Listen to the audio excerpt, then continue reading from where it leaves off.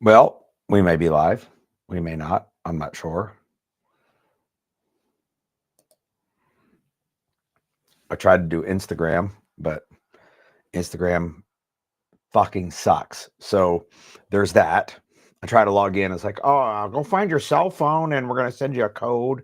We know you always, log in off this computer, but yeah, no, go get your cell phone wherever that's at. Okay. Big pile of gay. Instagram. All right, now, and I ain't got fucking. Here we go. That's what I'm looking for. Steven, hello, sir. Uncle Guns, hello. Good work music from the morning. That is Aerials, written by System of a Down, performed by TJ Pazar. Pazar. I don't know, however he pronounces it this particular day. It's not going to be how I pronounce it because, well, I don't ever do anything like I'm supposed to.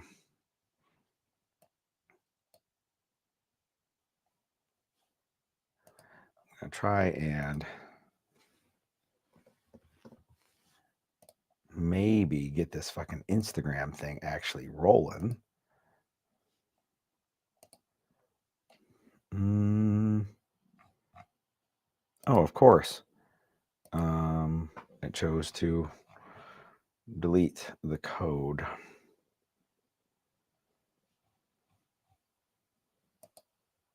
All right, I guess we're not doing Instagram because it's fucking gay. Did I mention it's fucking gay? All right, so tonight's live stream brought to you by Ammo Supply Warehouse.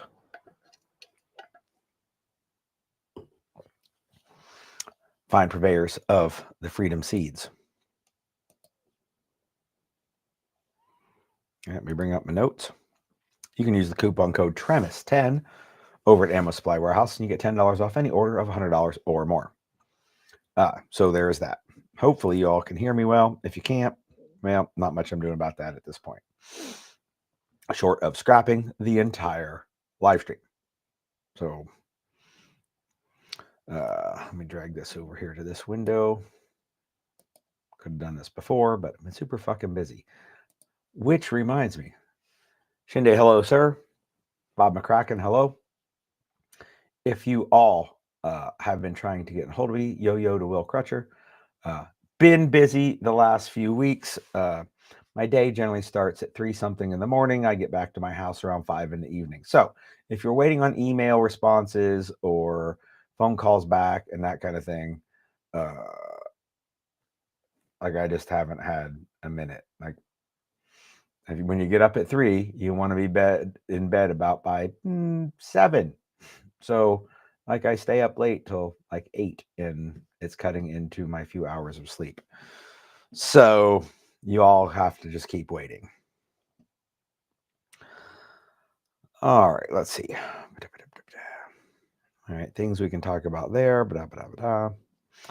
Let's ask you guys some questions. I do have questions for you. Let me bring up that window so that I can. Perfect. Tom Hollyby, hello, sir.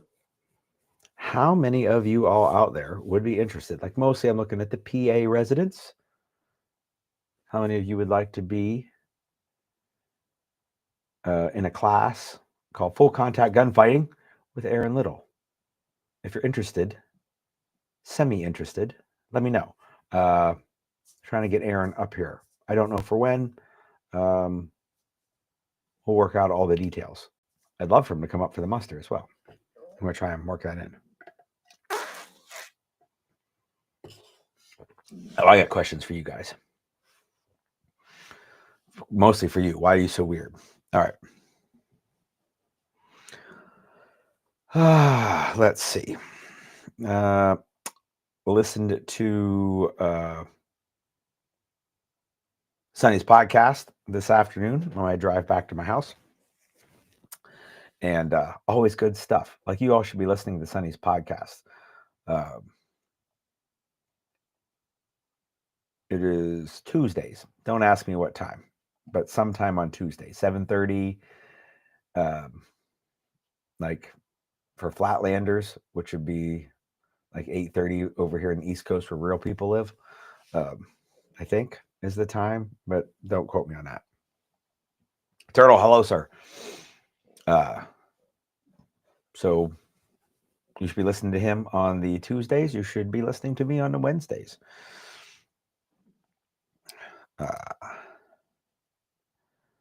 Let me.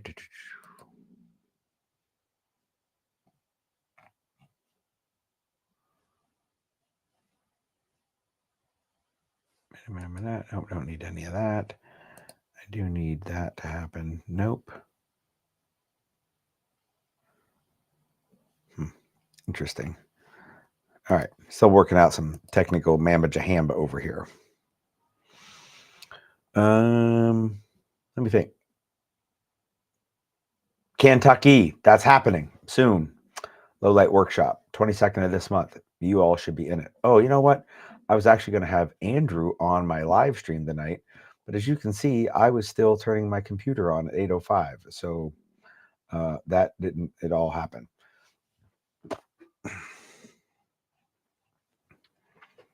All right. What do we got going on? Muster. We all should be signing up for that. Here. I should, Adam. I really should. I just listened to, since I've been driving a bunch, like 3 hours, a little over 3 hours every day. I just listened to 5 Years to Freedom. Nick Rowe, Army fella who was a POW in Vietnam. It was actually really good. It's been on my list of stuff to read for a long time, and I had a bunch of Audible credits because I signed up for like the subscription and then forgot to unsubscribe when I had like 12 credits. So since that book had been on my list, I went and added it as an audiobook. Now, I don't listen to a lot of audiobooks. So I just grabbed a bunch of them, put them in my library so I could unsubscribe from Audible Plus or whatever they call it, where you get a credit every month. And so now when I do have a chance to listen to an audiobook, I have some like on standby. However, it means I don't get to them until I get to them. But I did just finish 5 Years to Freedom by Nick Rowe, and it was really good. There was like, you got to look into some solid mindset from a fella that really had a trying time for a while, and that was mostly the biggest gist of it. I mean, there's the historical part too, but Caleb, hello, sir. It is good to see that you are amongst the living and doing stuff.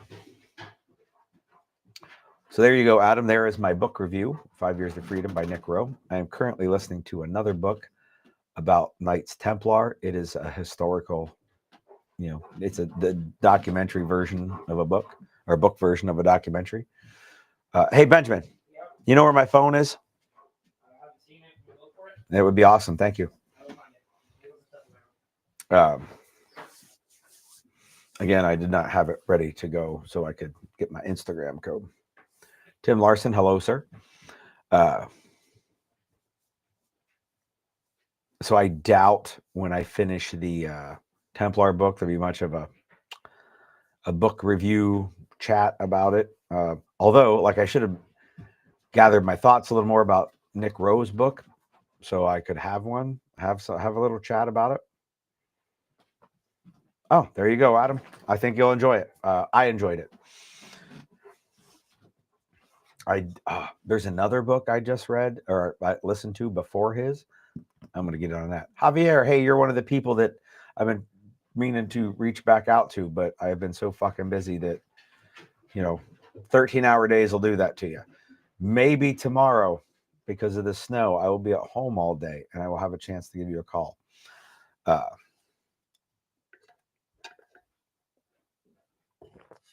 also have to film like 7 videos tomorrow, edit them all, and do some artwork for a new sticker. Because Sticker Mule is having a deal on die cut stickers, and I have not been proactive enough to get the artwork done. And now I need to hurry up and do it so I can get the stickers made before the sale expires.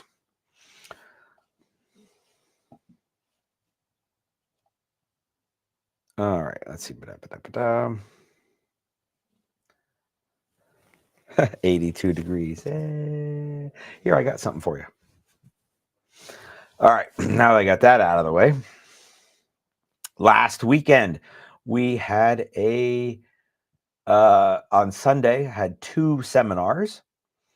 Did the bug out primer that has my only PowerPoint that I've ever made for Tremis Dynamics.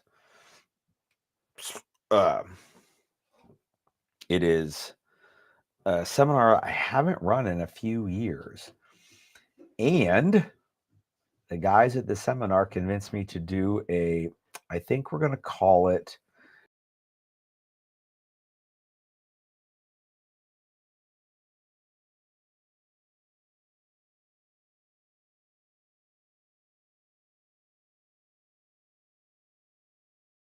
study group. Ooh, it looked like it blanked out for a minute. Study group format, and so you got to have someone vouch for you, be an alumni, something like that. Hey, I found it. Yep. Behind me. Patrick, every single spot where I could be, I can see it. You're awesome. Thank you, sir. Yeah, no problem. Well, I told him he's awesome, but like we all know.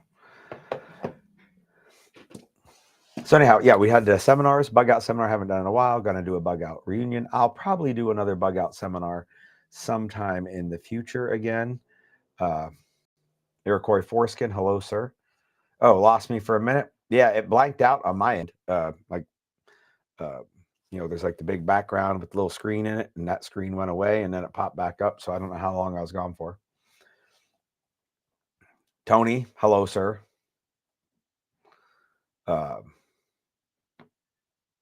I don't know what. I gotta really look at the calendar and see when we're doing that next bug out event. I'm actually bringing a calendar up right now on my screen down here to see when in the fall might work. I'm gonna guess September sometime.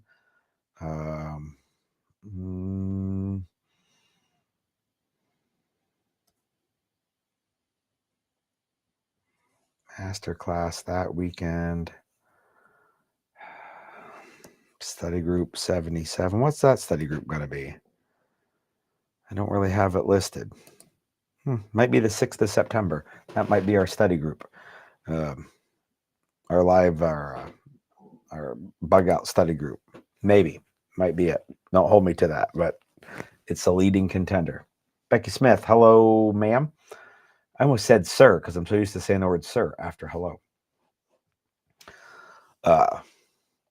So yeah, we might bug the fuck out reunion tour on the 6th of September. Well, actually technically be like the 6th and 7th because it's overnight. We also did concealed carry for scofflaws seminar. Haven't done that since during COVID. Oh, is that what the 6th is? Is a gunfight study group? We might make it. We might do back-to-back weekends then on study groups. Maybe do the 13th as the bug the fuck out study group. I don't know that. So I'm glad you didn't hold me to it. So we'll figure all that out.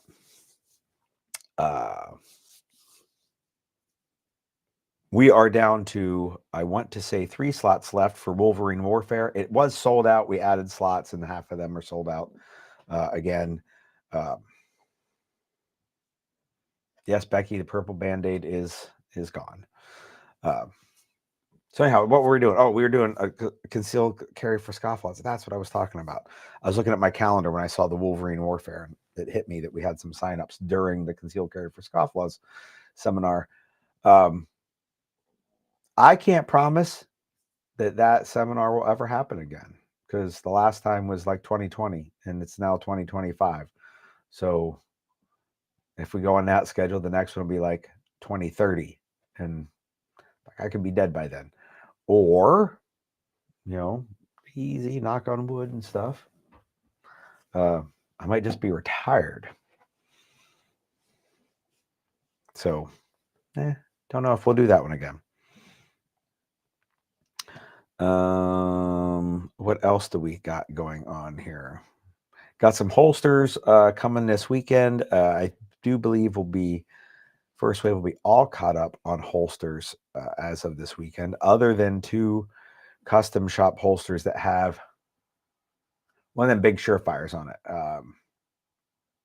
the X300. But they will, is that X300? 400 is the one with the laser. They will be the only 2 X300 holsters to ever get made again by First Wave Holsters. There will be no TLR 1s and no X300s ever offered. Not happening. Done. TLR 7s and XC3s are too good of lights to bother with the wide body lights that are wider than the gun. Then we don't have to worry about that giant hole that you can put a finger in and press the trigger while the gun's holstered, just so it will accommodate a double wide flashlight. So not gonna do any more double wide flashlights. The 2 custom shops, it's for a SIG 1911 and a SIG 226, I think. It'll be the only X300s left to ever do.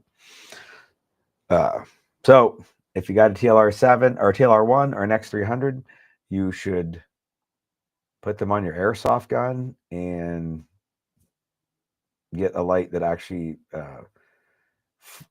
has a form for being on a pistol. All right, there's those updates.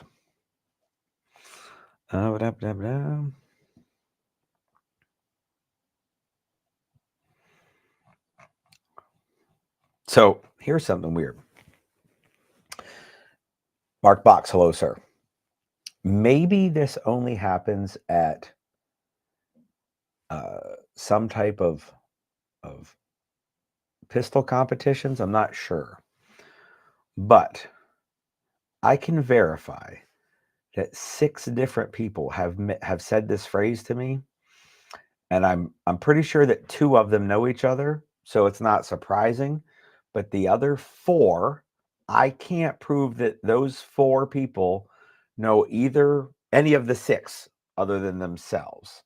Like, I might be the only common thread, other than they shoot a lot of USPSA matches, or at least enough that I know about it. So bear with me. Remember when the news had all those clips of newscasters across the country saying the same words verbatim? And they're like, hey, that's peculiar and obviously staged. Like somebody planned for all them to say that. And then they did, like the good automatons that they are. So the phrase that I heard, and I'm going to paraphrase this because I don't have time to go look it up on any messages that I've got. But what I was told when we were discussing back a few weeks ago about tactics versus skills, at the very like the thing that at the very end of it was, if you find yourself in a shooting problem, only skills will work. 6 different people have said that phrase to me. And I think 2 of them know each other. So I was wondering if that's like the USPSA motto or something, instead of, what is it, DVC?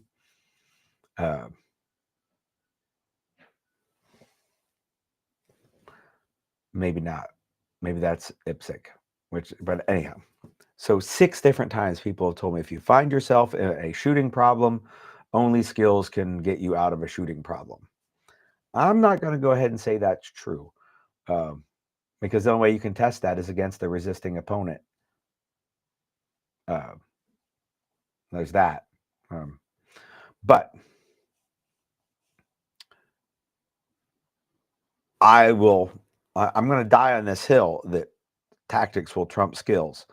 So my point, though, is if you find yourself in a problem that is absolutely 100% a shooting problem, like you have to draw your gun quicker and get faster split times than the guy who already is pointing a gun at your face, your tactics fucking suck. Because your tactics were, I'm going to walk blindly into a gun pointed at my face. And if that ain't the case, it might not be a shooting problem. But like a shooting, absolutely it's a shooting problem. Only shooting will work. Yeah, your tactics at life are terrible. I'm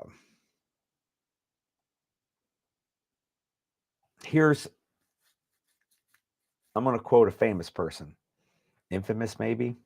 And if you can't figure out who said it, it's okay. Because they didn't say it publicly on the internet. If you are in your opponent's line of sight when you attack, your tactics suck dick. Suck dick. Your tactics suck dick. Okay, now that I've got that out of the way.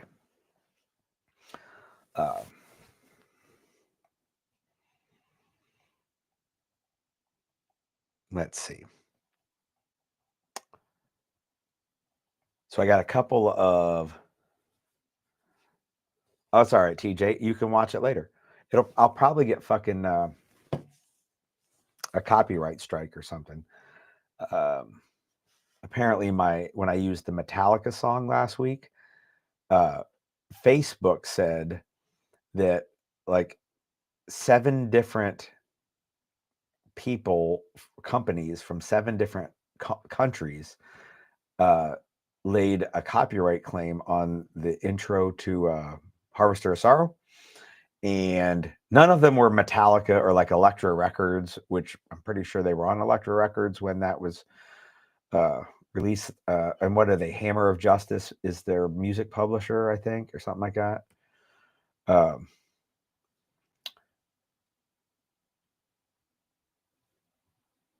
So none of like they didn't lay a copyright claim. So essentially, if you go back and watch that video on Facebook, that part's muted, and it said my monetized video has a copyright claim, and I was like, how do you monetize a video on Facebook? I didn't know there was any monetization in Facebook, and I'm probably also not able to be monetized if there is monetization, because I always have like community warnings. I kind of thread the line of not getting like all the way to banned, but that's on the business page. My personal page has never had a strike of any type.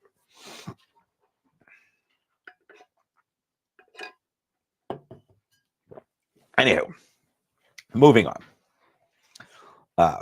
And I know, TJ, you're not going to lay a copyright claim on my live stream. Hey, buddy, Klaus is here. But the publishers for aerials, because probably AI is like, I know those notes. We should alert Serge Tankian right now, or whoever's in charge of that shit. So anyhow, I had a couple of comments that I would address, and oh,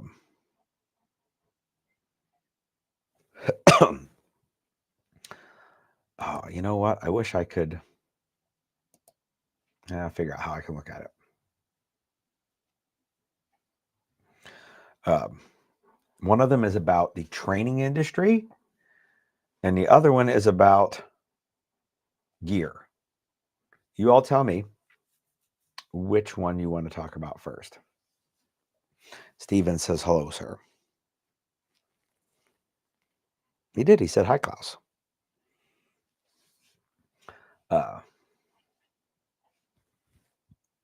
Ooh, excuse me. Turns out this Magner's Irish cider makes me belch a little bit. Anywho, so we want gear, or do we want the training industry? See if I can't bring up my stories so that I can see. Oh man, it won't go back. Shit.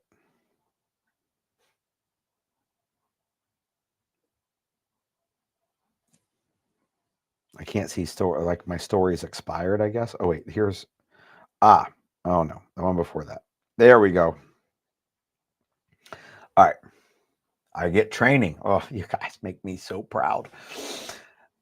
So I routinely on my meta pages, aka Facebook and Instagram stories, I share Musashi quotes. And probably somewhere out there when Tom Hollaby sees them, he just quotes what page of the Book of Five Rings that quote came from. I can't go that far. But I share a bunch of Musashi quotes from a Instagram page called Miyamoto Musashi Quotes. I know, you're shocked. But there was one on there that I shared like the day before yesterday or something like that that says, the quote is, fixation is the way to death, fluidity is the way to life. This is something that should be well understood. And I shared the quote with my comment of, but the training industry says I should anchor my feet to one spot, followed by a gay flag. So I then proceed to get a bunch of private messages, direct messages, whatever the fuck Instagram calls their messaging. Which, by the way, of the things Instagram is good at, of which there is one, messaging, totally not it. If you rely on Instagram messages to contact me for anything more than sharing memes that are already on Instagram, you're stupid. Because it is a terrible messaging platform. There are things it does worse than messaging, like video hosting. It's probably the worst one of any place you can put a video on the internet. But regardless, I start getting messages that people defending the training industry. So a couple of them, I decide, well, I'm going to look at your profile, and some of them, the profiles are pictures of anime stuff.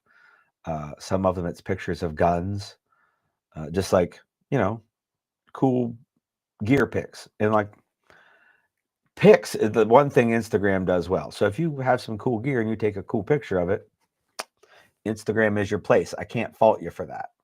And now, like, there's a little bio at the top, and there's no link for any other pages that may have something to do with training. It's just gun pages. And I was like, oh, look, we got a white knight syndrome in the gun world, in like the gun community. There's white knights. Shocker. In fact, I think I have a graphic for that. Okay, so like major butt hurt. Here's the thing. If you're not in the training industry and I shit talk the training industry, fuck right off. Like, I need to be able to go sign up for one of your classes right the fuck now. And if I can't, you should fuck right off when I'm shit talking the industry that I'm in. You're not in it. Dismissed. So there you go. And most of them were stupid comments. Now, I had another fellow, also not in the training industry, contact me today about that quote, or that Musashi quote from 2 days ago or whatever. At least he wasn't stupid about it. But for the most part, why the fuck would you care about me shit talking the industry I work in when you don't work in it. Like, I don't get it. Which brought me up to, there are different portions of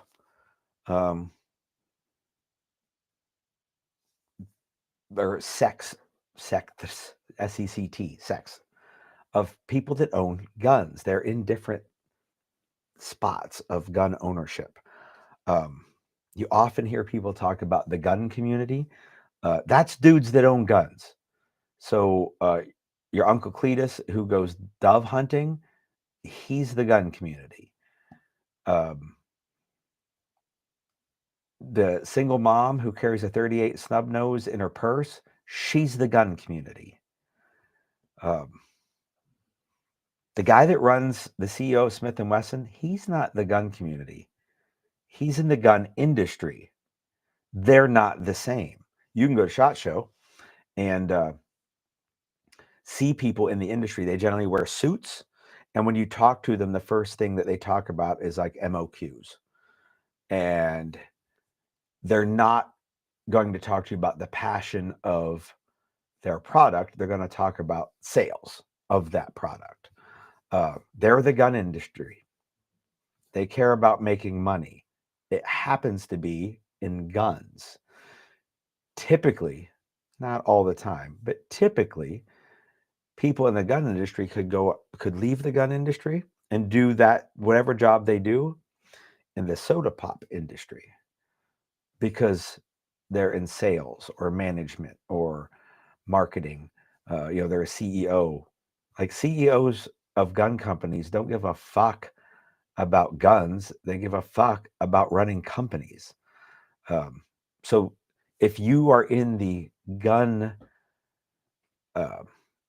industry, don't fucking pretend that you're some stalwart of the fucking gun community. You are a tool to the community, and the community is a tool to you. It's symbiotic, but I've had people I've seen on social media be like, I cannot believe the things that they are saying. They don't know who I am. I am a leader in the gun community.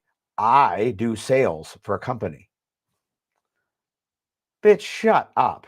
You fucking did sales for fucking sex toys last week. You did Avon parties, 2 years ago. You ain't in the gun industry, or you ain't in the gun community. You're just in the gun industry. So then there's this other part of that where of the gun industry, there's a training, or of the gun community, there's a training community. And that's people that live the life of carrying a gun all the time and go get training. They take classes. Also, symbiotic relationship with them is the training industry. That would be the people that teach the classes. If you are a training junkie and you go take a bunch of classes, thank you, because you keep the industry afloat, and there are not very many of you, like not at all. But you aren't the training industry. Just sit down, maybe step aside, and let the industry people fucking deal with their own bullshit. Now, there are a couple folks in the training industry that are like these weird little parts. So if it were a Venn diagram, and this is the training industry circle, or the training community circle, God, I keep fucking not thinking like 2 words ahead. So this is the training community. The training industry will be inside of it. That's how the Venn diagram works. But as it turns out, it should be inside of it. But it's going to have this little sliver of people in the training industry that aren't in the training community. So these would be non-governmental instructors who don't continually seek out training with other non-governmental instructors.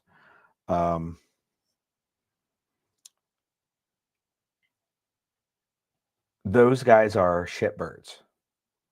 Like, if you're an instructor and you don't continually hone your craft by learning from other instructors, you're a shitbird. Dismissed. Now, if you're a training junkie, you know what input I want on that? None. Don't care. Fuck right off.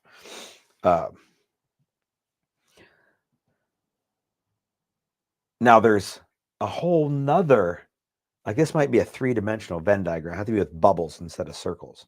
So like in a different dimension of that, on a third dimension, are the government community. And I'm going to just lump those all together. Probably there's a government industry inside of that, but not really, because the government doesn't really have much of an industry and they get their shit outside the government. But like in that government training community, there are people that go train because they're paid to be at class. Hopefully that bubble intersects the real training community, and they go get stuff from what we would call quality instructors, not ones getting a government paycheck. By the way, government instructors aren't there because they're good at teaching. They're there because of some merit promotion system that isn't really relevant has put them in that position to be a teacher now.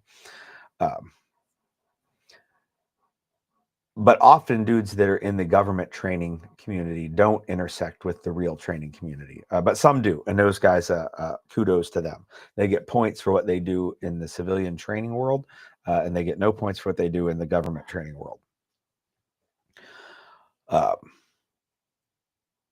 So then the instructors who teach those government employees, like the government paid instructors, they siphon off a bunch of taxpayer money, but that's the only thing that we're positive they're good at. Some of them may be good instructors. By chance, somebody who's good at instructing may end up in a government job where he instructs. But like that's a lucky roll of the dice right there. And then there's this other weird part of the training industry where this person is a private citizen. They don't work for the military or the federal government in any type. They don't work for any lower level government like a state government, or I don't think there are any trainers below the state level. But then they don't teach to other private citizens like themselves. They only teach to government employees that are forced to be there by having orders to be at class. Those dudes, they're like extra parasites. If you work for the Army and you're told you have to teach other Army people some curriculum, you have to follow orders. That's kind of how orders work. So even if you're like, man, I don't really want to be doing this, but it's what they told me I have to do, so I'm going to go waste taxpayer money by doing it. Because, if I don't, it's dereliction of duty. I could find myself in a brig. That kind of thing.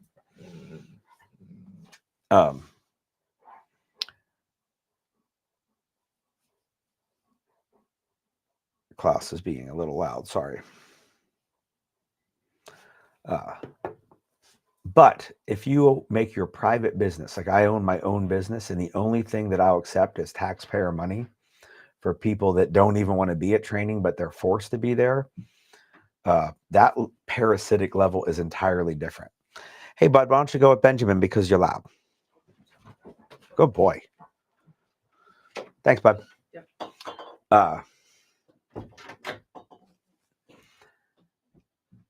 That's the dude I hope gets pancreatic cancer. Be careful. I have a wand that gives pancreatic cancer. Ruth Bader Ginsburg, that was this guy. So just saying, you should rethink your fucking terrible life choices. Probably stop trying to lure small children to your house on the internet, and stop only teaching government employees, taking my taxpayer dollars to do so. But my point is, those things in this three-dimensional Venn diagram are all independent things that have some overlap. And it would be great if people would stop conflating them all to be, hey, we're all the same. We're all in this gun community together. No, we're not. In fact, most of the gun community is embarrassing. Unfortunately, until they find some more effective martial art than gunfighting, the training industry that I'm in, which is a subsect of the training community, will have to have some overlap with the gun community, and ta-da, here I am. So that's my take on that. If you don't like it, you can go back to fucking right off. Don't care. So did that answer all your questions about the training portion? Hope so. I think you know where this is going to lead if you, when I shit talk the training industry, if you have comments on it, how I'm going to view your input.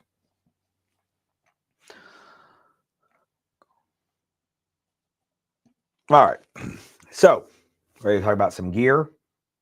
It ain't that fucking exciting either. And I didn't have a good chance to go verify what somebody told me that somebody else said. So I guess I'm gonna throw it out there. And Chris, if you didn't say it, sorry, but it was tagged on you as, I suppose, my friend Chris Bondi from A Regular Guy Training, which his classes are top notch, by the way. Very dedicated to the finer points of skill-based training. Like he digs right into all the little pieces and every little nuance you can get. And I like the way he teaches. Are there things I don't agree with? Sure. There's no instructor that I agree with everything, including myself from like 3 weeks ago. Like always evaluating and willing to change and adapt. So if I can't agree with myself, you can't really expect me to agree with every other instructor out there. So we have different viewpoints on things, and that's fine. I like Chris as a person as well. But supposedly Chris said, people that hate on Lancer magazines are gay. Now, I was like, if he really said they're gay, that's awesome. Although that may have been paraphrased when it got to me. And I didn't have time to go look or even ask where he said it. But I thought it was funny. Lancer magazines actually are pretty okay. That's as far as I'm going to go with them. They're pretty okay. It would probably be, reliability-wise, my second choice for magazines. I don't like some features of them. One, they're like twice the cost for 90% of the reliability. I would like it to be 90% the cost for twice the reliability. That'd be swell. And most of it has to do with the damaged feed lips, because the feed lips, while they're steel and not aluminum, which is way better than GI mags, way better. When you damage them, they don't tell you that they're damaged until the gun's not working. So then you're like, oh, I'm having some feeding problems. I'll throw that magazine on the ground. Hopefully I'll have time to remember which one it is and look at the number that I've written on the side of it. Oh, number 19. That gave me issues once. And then the next time you get to number 19, you better take notes, because the next time you get to number 19, if it gives you an issue again, now I've got 2. It's time to smash the magazine right into the fucking ground. And most of the time that I've seen Lancers that had feeding problems, it's because there was either some type of dent or chunk out of the steel feed lips. And they just won't feed. What I like about polymer feed lips in a rifle is that if they get a crack or a chunk missing, it just spits all the bullets out and they all go away. Like I picked the mag up and it's empty. Oh, I remember loading this. Why is it empty now? Oh, look, the feed lip is missing, or a large portion of the feed lip is missing. Aha, it is no good. I should smash the magazine into the ground. So I prefer polymer feed lips in a rifle mag.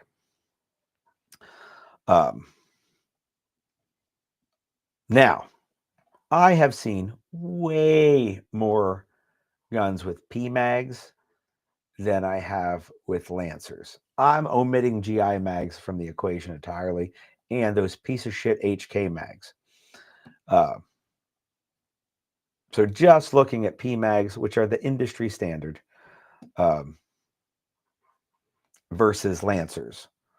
So tons of guns with problems because, most of the people who have gun problems bring that gun to class and have problems with it there. And they wanted to show, look how good my gun is that I built, and it's got problems. So lots of guns with problems show up at class. Many of those guns are running PMags. I will say this.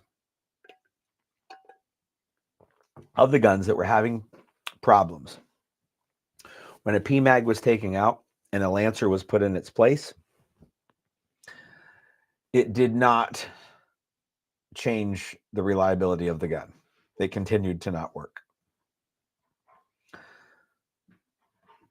Of the way fewer guns where guys were running Lancers and had problems, at least half of them, and this is, I didn't collect numerical data, so it's my impression of having watched it happen. So again, not as many because most people don't spend money on Lancers because they're freaking overpriced. I would say, somewhere in the half region of people, this gun doesn't work. Is it the magazine? Have you tried a different magazine? Yep, number 19 is giving me problems, but so is number 7, so is number 83. Okay. Did you try a different kind of magazine? They take the Lancer out, they put a PMag in, half of the guns start working again. Why? Don't know. But sometimes a PMag will fix a gun that's having problems with the Lancer. Lancers, I've never seen fix a problem with a gun that's running PMags. Anecdotal evidence. I only collect evidence from things that happen in front of me. But you should have your anecdotal evidence, and then you can look at other people's anecdotal evidence, and you can start to form an opinion about which way, things might trend. If you listen to me and my anecdotal evidence, and it has that 1 degree of separation, you go, hey, I didn't see it, but I know the guy that did, and I trust that he would tell me the truth. That's as far out as I would go to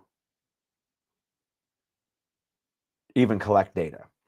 So let's say I am friends with Adam Hall, who I can see in the comment section right now. And Adam says, hey, this is my experience with product X. I will take that because it's Adam's experience. So then I take my experience with product X, and I have two data collections. And now Tom Hollyby, who's also here in the comment section, says, hey man, what do you know about product X? Because I'm me, I will only give him my anecdotal evidence. This is what I've seen with my own 2 eyes. I won't even tell him what Adam told me because that's too many degrees of separation. But let's say I'm one of the shitbirds on the internet that says, well, I've never had a problem with it, and neither has everybody else. Two things to pay attention here. And everybody else, ignore it. The guy telling you that can't prove that any of that's true. He can't testify, in front of his maker, hand on the Bible, whatever the fuck, that he is sure that's the truth. So discount it. More importantly, you should now start second guessing his anecdotal evidence because he's already proven that he's not trustworthy to just tell you the things he's sure of. So now I would be suspicious of whatever I told Tom if I said, oh, I got no problems and neither does Adam. I can't prove that Adam didn't, and now I'm untrustworthy because I'm telling Tom things that I can't prove either. So I don't know how to get out of that fucking subject. What we were talking about, Lancers? Oh yes, I gave you my anecdotal evidence. If you repeat my anecdotal evidence to somebody else, I hope that somebody else ignores it. I mean, if they come listen to this and they're like, all right, well, I know Tom's not lying to me when he said Gary said this because I heard Gary say it with my own ears. So Tom says kind of like Bakelights and Circle 10s. So in my AK-74, it's down a floor and over a room. I only have two types of magazines, Circle 10s and Magpuls. I have not experienced a problem with either of them. Again, anecdotal evidence. You know what I've never shot through it? A Bakelite. You know why? I won't fucking pay for a Bakelite. But if you say it's similar, it sounds to me like Circle 10s are the way to go because Bakelights cost more and don't work as well as Circle 10s. I tried to talk my gold level sponsor, Ammo Supply Warehouse, right there, into giving me an old Bakelite, maybe one that had a broken feed lip or something, so I could just put it in my AK for pictures. You know, because I got to have the cred on the gram, but he ain't hooked me up yet. Hey, did you guys also notice that we have another sponsor? Speaking of sponsors, like I do Ammo Supply Warehouse, still waiting on the new banner. And behind them and slightly higher, like you can see right there, it's a little bit higher, is Five Rivers Armament. Awesome shop down in Easton, PA. They are a new sponsor. The owner is good friends with the owner of Ammo Supply Warehouse. And basically, the one thing he asked for was for their logo to be slightly higher than Becker's. So there's that. Adam, I do not have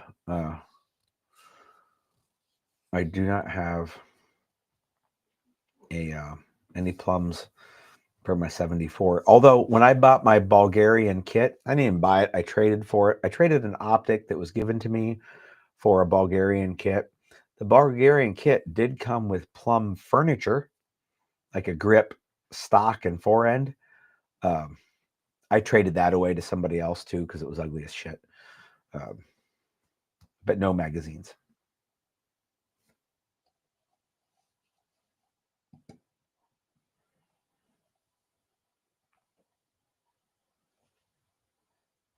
Steven says that the Five Rivers guys have some sweet patches. Actually, they do.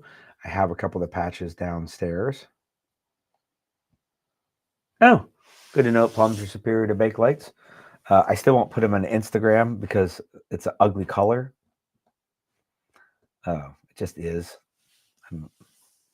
I like purple. I guess I'm not royal enough.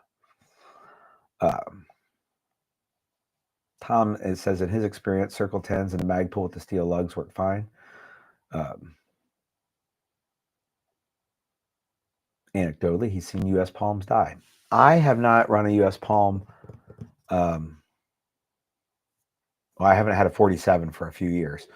And so it was back then. And I don't remember having any problems with the few that I had, but I only had a few.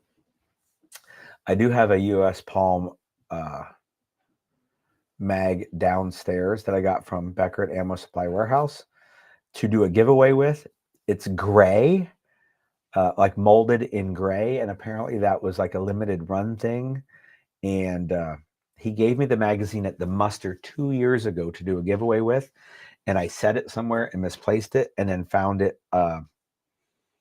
much later, and like I keep meaning to do a giveaway with it. Or it might not be a US Palm. It might be the company that bought the US Palm molds. Like, isn't somebody else making them now? Like that same waffly looking mag? I don't know. I'm so out of touch with the fucking AK world that I have a sweet 74 that has a lot of Bulgarian parts on it, and then some from Occam and some from Midwest Industries. It's probably the smoothest shooting AK I've ever touched. Like everything is just like butter. Anyhow, I got that. It works, and I'm pretty stoked about that. And then I just X-Tex makes them now. That's what I thought. I think this gray one I have, it might be X-Tech. I don't know. I'd have to go look at it. And I don't even know if it's that rare. But Becker told me it was rare. And I should give it away. Give it away now. Anywho, I did have some questions up top. We'll get back. Oh, speaking of AKs, did you know there's a Mantis Blackbeard for AKs coming like pretty quick? It replaces the whole like dust cover and all that. Like the whole top end is red, and then it comes with the magazine which is the battery. They make a 74 mag and a 47 mag. The top part's the same across both ways, and just the mag is different. I will have a 74 one the moment that they're coming out. So let me go back up here and see. I thought I had a question. Is that my preferred method of magazine disposal? Is hitting with a hammer? Yes. It turns out most magazines are pretty fire retardant. Like they'll burn up, but you got to work at it. So smashing them seems to do the deal. And then Javier had asked me, "Oh, Blake Chin, I missed your comment. I hope you're still around. Hello, sir."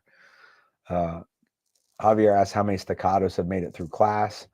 I've only had 6 attempted to come through class. So like a 2-day 1,000-round slot, kind of class. Reliability wise, 0. None of them have made it through. One of them, guy ran it empty, reloaded it, ran it empty, like went through all of that. However many magazines he had, he dropped it on the ground and like went to like his ankle gun or something. He went to a backup, and when he picked the staccato up, it was done. Slide wouldn't even go home.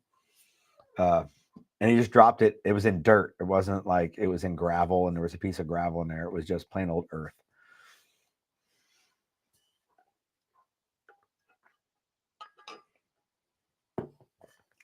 Blake says his favorite AK is an Occam. My favorite AK-47 is an Occam.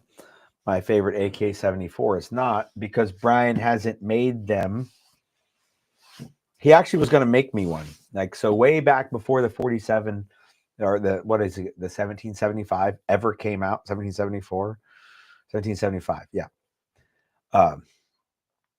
Before he had released it, and he was just going to release it, I kind of hounded him a little bit if he would do a 74, because I wanted a 5.45 gun, not a 7.62 gun.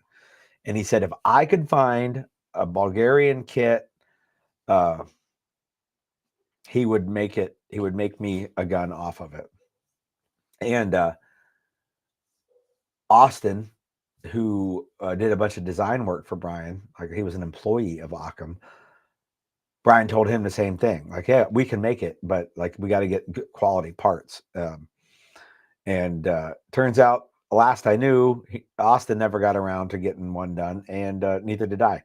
So my Bulgarian kit turned into, here is a flat, and Gary is going to fold it and weld it and make himself an AK under the direction of someone that knew what the fuck they were doing. It said, do this, do that. And ta-da, your AK works. But if Brian did a Occam 74, I'd have totally bought one of that first. Like I'd have done the pre-order. Now, if he does a 74, I probably won't be able to afford it because the prices of everything have gone through the roof, which has caused Occam's to go through the roof as well. VSS being made in the States, $6,500. Here's the thing. If I spend $6,500 on something or more, it should have a steering wheel in it.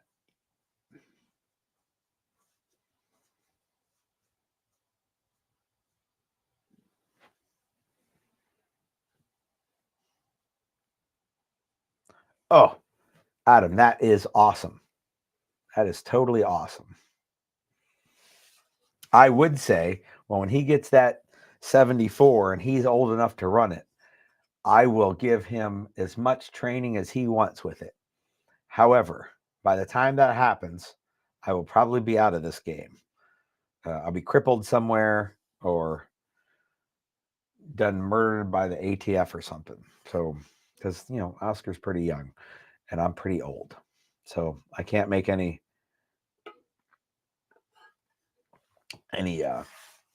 promises on that part.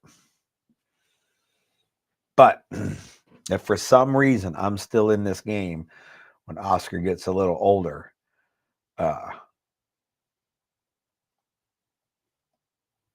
yeah, he can bring that AK to anything I'm doing. Well, I mean, if it's a pistol class, I'd prefer he bring a pistol, but you get the idea. He can come with Uncle Adam.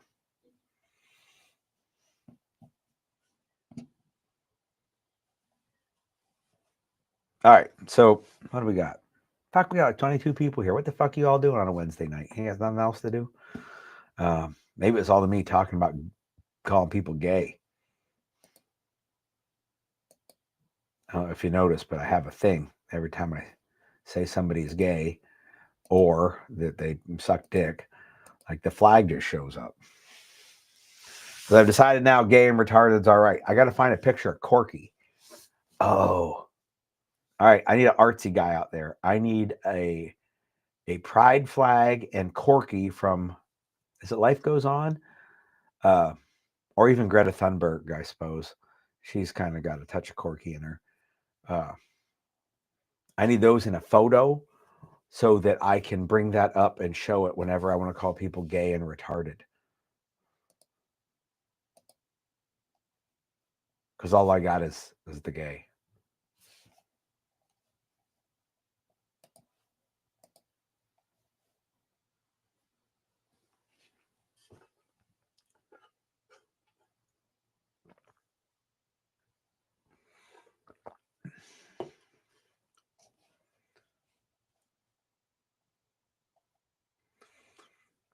TJ's out there sharpening the chisel because someone borrowed it.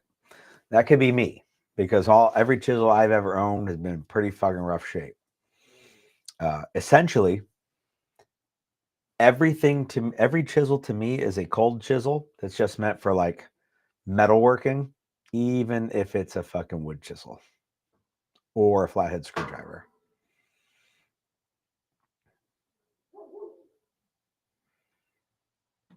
So I'll say this, like, I don't know what all books are available that have Space Marines in them, but I have read the first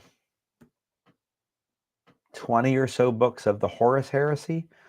I think I'm like book 23 or something like that. The struggle was the first few are widely available, and I wanted them like in book form, and now they're ridiculous. I'm in this part where the publishing numbers weren't as high, so when I want one, it's like $75 for a used fucking mass market paperback, and I refuse to pay it. So I have like broke down and bought a few on my Kindle for like $10. Apparently, I'm getting some messages, but I also bought.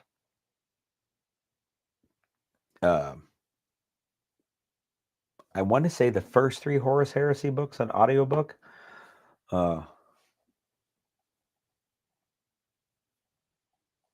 Oh, Fallen Angels in the Horus Heresy. Is that the first or second Dark Angels book? Because there's Descent of Angels and Fallen Angels, isn't that right?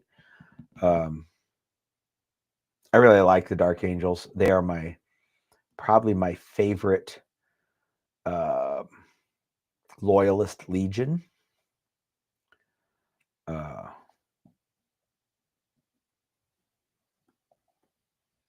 My favorite Chaos Legion is Alpha Legion.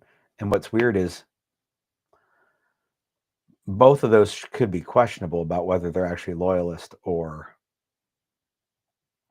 traitor legions, because they kind of dabble a little, like yin yang kind of thing.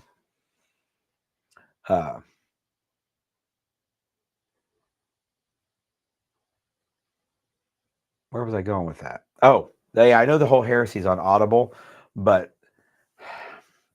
since I'm in my car not very often, and that's the only place I listen to audiobooks while I'm driving, it would probably take me 40 years to finish the Horus Heresy on Audible. I know I've been driving like 3 hours a day for the last couple of weeks, and I will for a couple more weeks. And then I don't intend to drive again, ever. I will, but I don't want to. So I probably, in the 20 minutes it takes me to get to the range and stuff, I probably won't, if I start listening to the Horus Heresy on Audible, it'll take me forever. However, I did download the first 3 books, the first trilogy, on Audible, mostly because at the time I wanted to know how to pronounce a few words.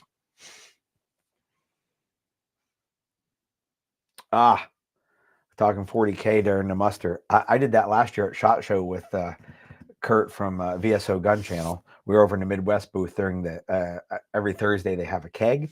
Every Thursday of SHOT Show they have a keg. So we were over there drinking beer, talking 40K, and everybody was like, nerds. I looked around and went, we're the 2 coolest people in this booth. What are you guys talking about?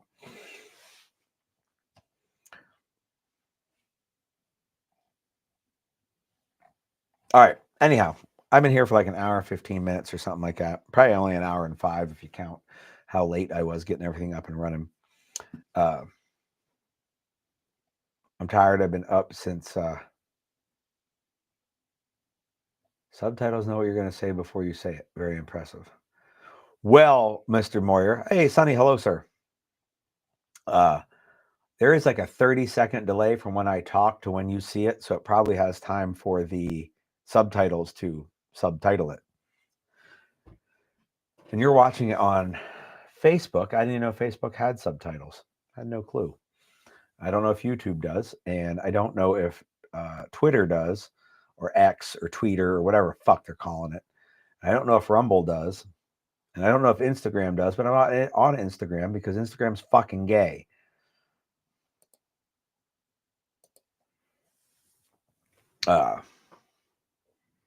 Anywho, I'm going to get out of here, and I'll see you guys next Wednesday. If you're anywhere in the Kentucky area, sign up for a low light workshop February 22nd. We're going to shoot pistols, and then we're going to shoot rifles, and we're going to do it in the dark with white lights, no night vision required or to be used. If you own night vision, you can bring it so you can watch other people shoot, but because you're not going to shine them with flashlights so you can see what they're doing. They're going to do what they do. But like by no means is it a night vision class. That's February 22 in Kentucky at Tap Rack Ridge. You should be there. If not, you're getting retarded. So with that, I will talk at you all later, and you have a wonderful evening and that kind of thing, and take it easy.